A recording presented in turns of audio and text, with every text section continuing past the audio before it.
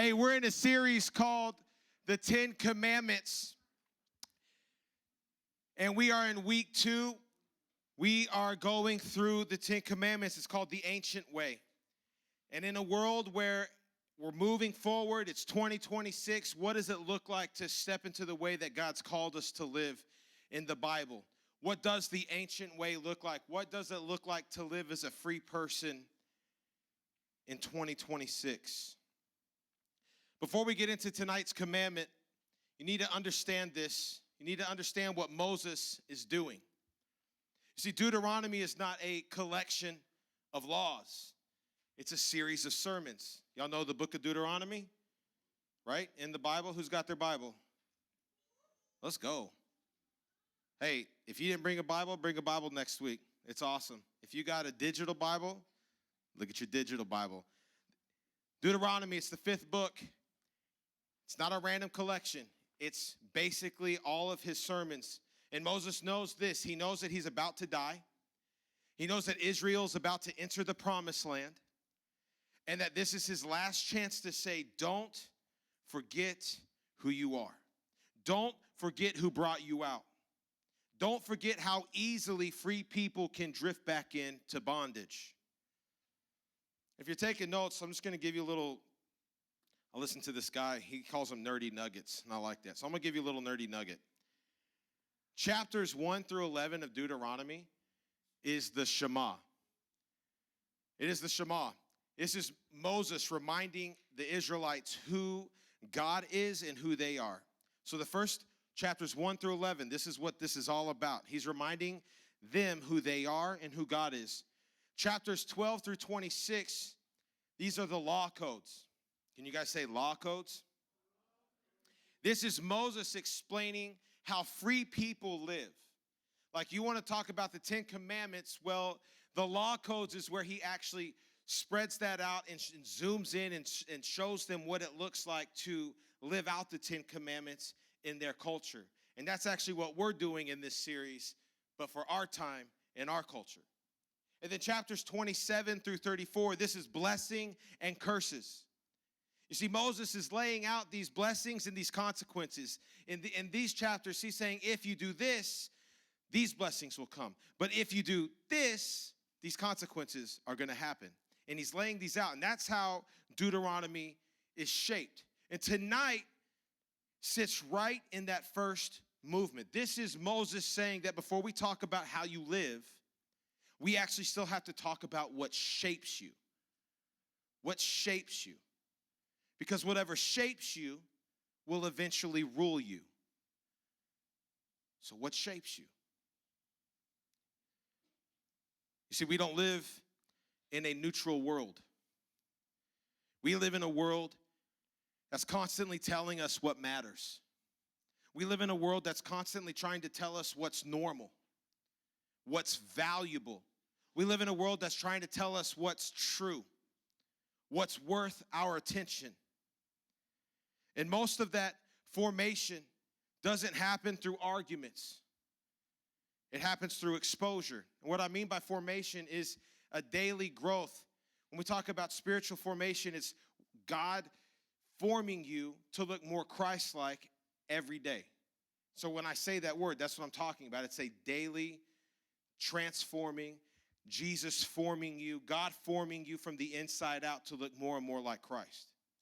It doesn't happen through arguments. It happens through exposure in our world. You don't believe something because you studied it. You believe it because you saw it enough times. Some of you guys just swipe, you scroll, you see something. You're like, that's it, dude. That's got to be the truth. And you just think that this 2-star restaurant is a 5-star restaurant. Or whatever review is said, you're like, that's got to be the gospel. That's got to be truth. Just because you saw it. You've not studied, you just see it. You start seeing it enough times, guess what? It begins to shape you. That's how idols work. Not by demanding worship, but by quietly shaping vision. Say vision. Vision. Deuteronomy 4:15 says this. It says, take careful heed to yourselves, for you saw no form when the Lord spoke to you. You see, Moses is not just warning Israel about statues, about the second commandment, which is, you shall have no idols. He's not just warning Israel about statues. He's warning them about how they know God, how they interact with God, how they see God, how they know him. He's saying, hey, you didn't see him, you heard him. And I think that distinction matters. Because images, they simplify. Voices invites us to trust. Images flatten reality, but voices call us to relationship. And Moses is saying, if you rebuild images, you will rebuild a way of seeing the world that makes slavery possible again. You see, when Israel built that golden calf, y'all remember that story? Right? They build a golden calf. They're worshiping. God gets mad. Takes out some people. Takes out the golden calf. What they're doing there is they only know a world of slavery. They only know a world of living in Egypt. They only know a world where deities have statues. Deities have, everything is in an image. Everything looks a particular way. And so what they're doing when they create this golden calf is they're trying to bring God down into something that they can see and control. Because right now they are listening to a voice. They can't see God. They've seen his power. They've seen the Red Sea split. They've seen the fire by night, the cloud by day, but they don't understand. And so they're trying to bring him down into this golden calf because that's what they know, because that's where they come from. Does that make sense? And that's where they're at. They built that calf because it would help them control what God looked like. They were worshiping him, how they saw other gods being worshiped in Egypt. But before Moses talks about idols, before he talks about nations, before he talks about practices, he says one phrase over and over. He says, take careful heed to yourselves. Watch out.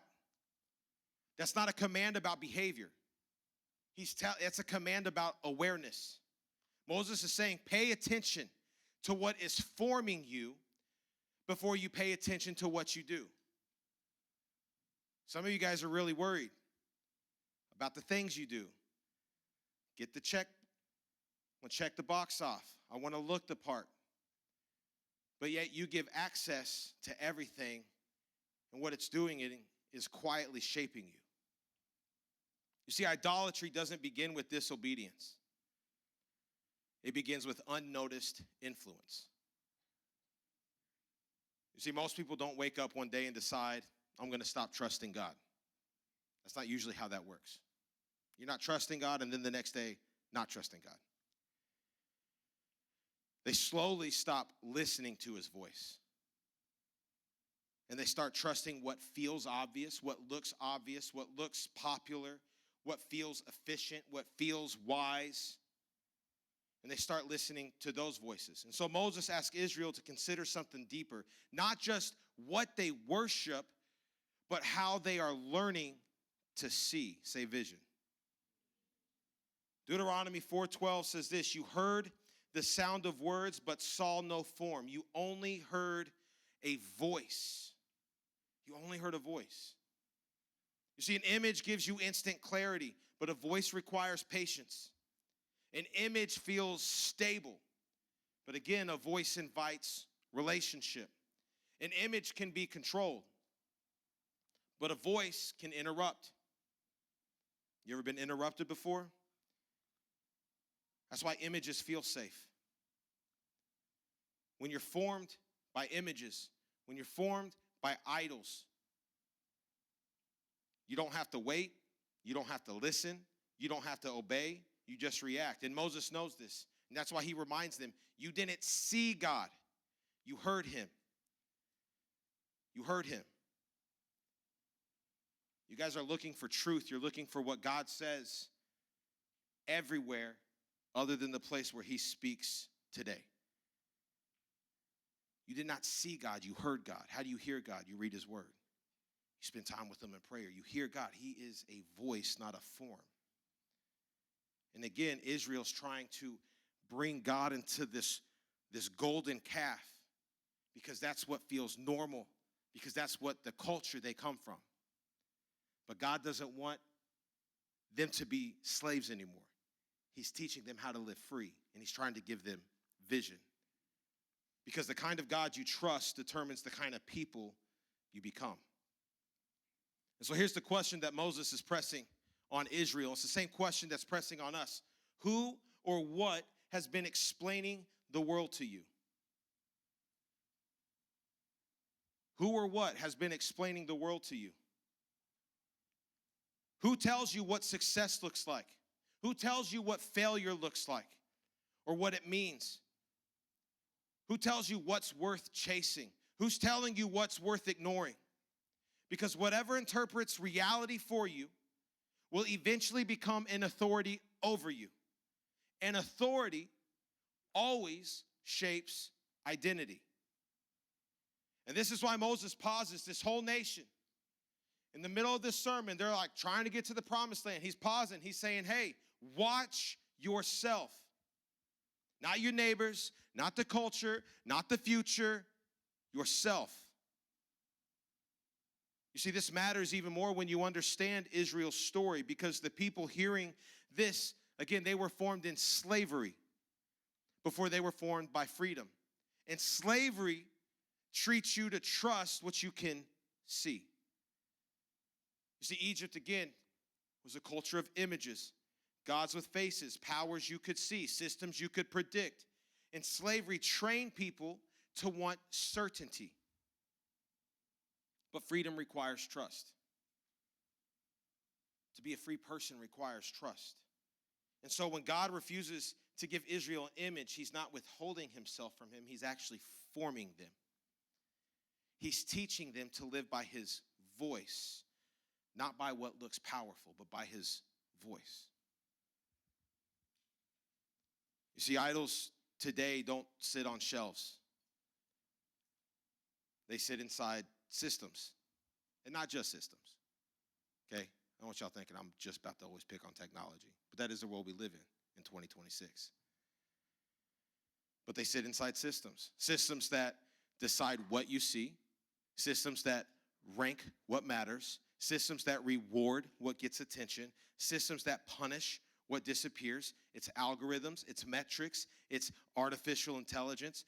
You see, platforms don't just show content, but they shape consciousness. Over time of exposure, over time of seeing, over time of allowing influence into your life, you're letting these things shape you, shape how you see the world, shape how you talk, shape how you understand God, shape how you love others, shape what you feel. This doesn't make technology evil, but it does mean this. If you let systems flatten reality for you, if you let idols and images flatten reality for you, they will eventually tell you who you are. And idolatry is giving ultimate trust. It's giving allegiance. It's giving love. It's giving obedience to anything other than God. That's idolatry. When you give it trust, allegiance, love, obedience. It's not worshiping technology, but it's trusting it to define truth for you. It's trusting your favorite influencer or your favorite social media account. It's trusting them to define your worth and meaning. Genesis 1:27 says this. It said, God created man in his own image. Here's where I think our problem is that you were never meant to create an image of God. You were meant to bear his image. You were meant to reflect his image. And when images shape you, you reduce yourself. You perform instead of belong. You think if I do all the right things, then I can work, then I can be good enough. Then God will see me. You start to try to perform, which leads to exhaustion and burnout, and eventually you running away instead of just belonging and being. You curate, you manage instead of trust. Psalms 115 says this, those who make them are like them, talking about idols. Those who make them are like them, and so is everyone who trusts in them. You become like what you worship. Lifeless gods produce numb people. Controllable gods produce anxious people. False images produce fractured identities. Flattened gods produce flattened people. And this is why idolatry is not just a religious issue, it's a human formation issue. This sits right in the middle. The first four are like these first four of these. No, I'm on a different one. I'm sorry. I've been thinking. I've been writing lots of sermons. That's in week 5. Get ready. It's going to be a good one. My brain just went there. I was ready to let it rip. I should just stick to my notes. Look, Moses understands something that we often miss. The commandments don't fail because people are rebellious. They fail because people are misinformed. That's why Moses doesn't start with behavior. He starts with vision. Say vision. How do you see God? How do you know God? How do you see yourself? Because every command assumes a way of seeing the world. And if God doesn't shape how you see truth, how you see people, how you see bodies, how you see ownership, how you see desire, then obedience won't feel possible. It will feel unreasonable. Not because God's commands are wrong, but because your vision is broken. What shapes your vision eventually shapes your obedience. So listen to this. This is how some of the commandments sound when vision has already drifted. You shall not bear false witness. But if truth feels flexible, if narrative matters more than reality, then lying doesn't really feel sinful, it feels strategic. You shall not commit adultery. But if people are reduced to images or content, then faithfulness won't feel beautiful, it will feel restrictive. You shall not steal. But if ownership feels abstract and everything feels available, then taking what isn't yours won't feel wrong, it will feel normal. You shall not covet.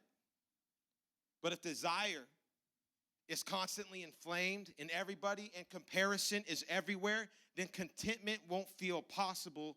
It will just feel naive. Moses is showing Israel this sequence on purpose. If formation is wrong, obedience becomes impossible. We have to understand how we see.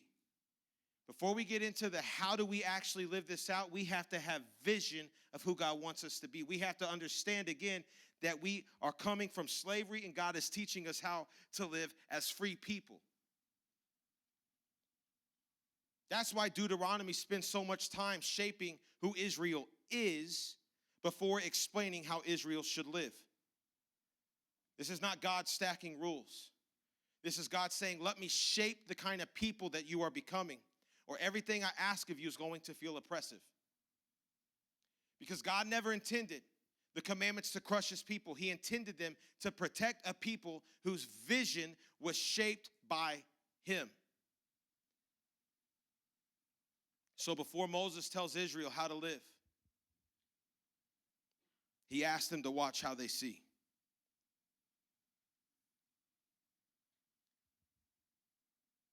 Free people don't commit adultery. Free people don't commit murder. Free people don't steal. Free people don't have idols. Free people don't have other gods before God.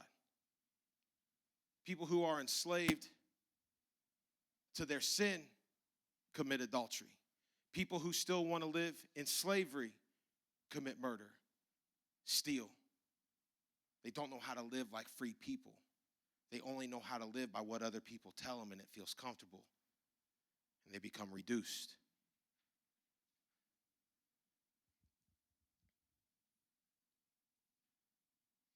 See, Moses doesn't end this warning by telling Israel what to do next. He ends it by telling them what to watch. He says, take heed to yourselves, not nations, not your enemies, not culture, but watch yourself. You see, that language shows up again later in Scripture. You see, Paul will end up telling the church to guard your heart. It's the same warning. It's the same wisdom, but it's different generation. Because the heart is the center of formation. And what you let shape your heart will shape how you see. It will shape how you speak. It will shape how you live. It will shape how you love. It will shape how you forgive. It will shape how you care for others. And Moses is saying, watch what is forming you. What's forming you? What are you allowing to form you?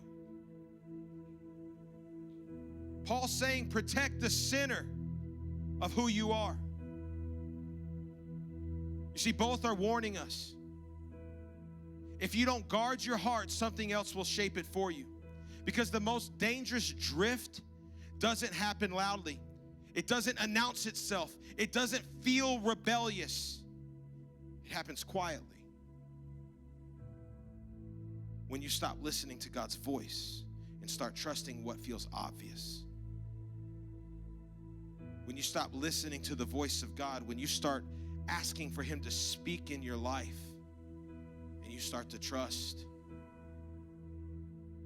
what your favorite influencer says, what your favorite book says, what movies say, what's forming you.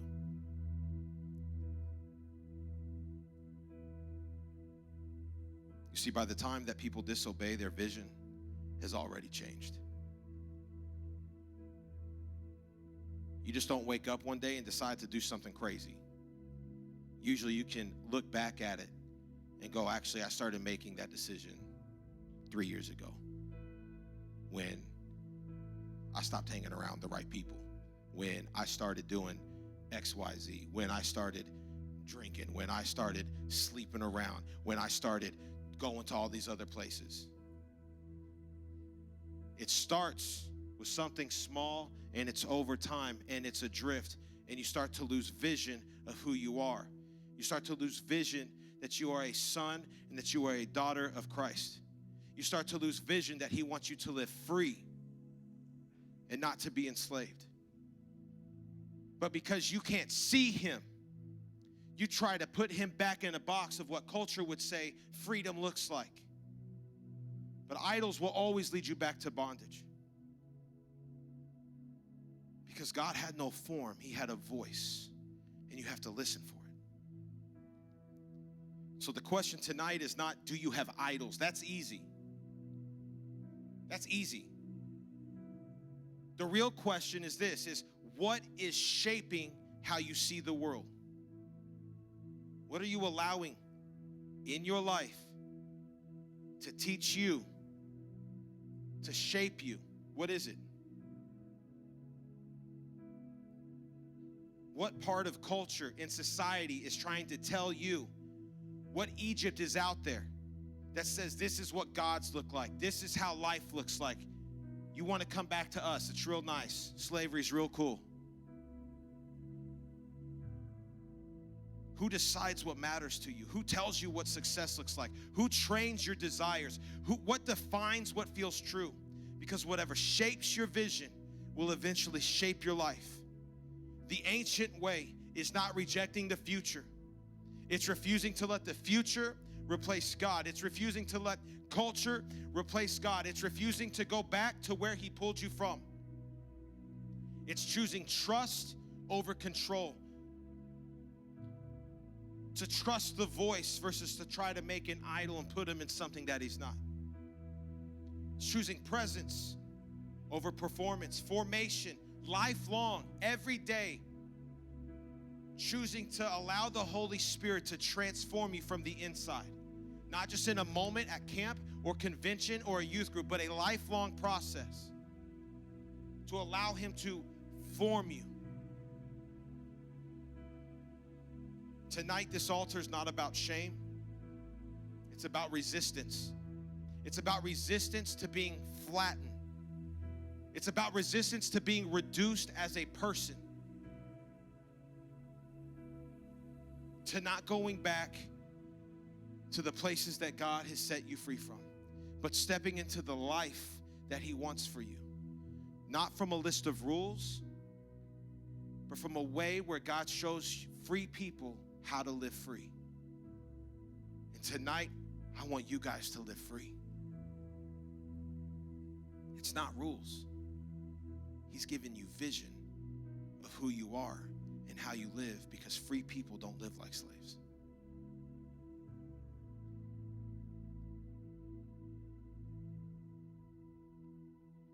Where have you let something else shape your vision?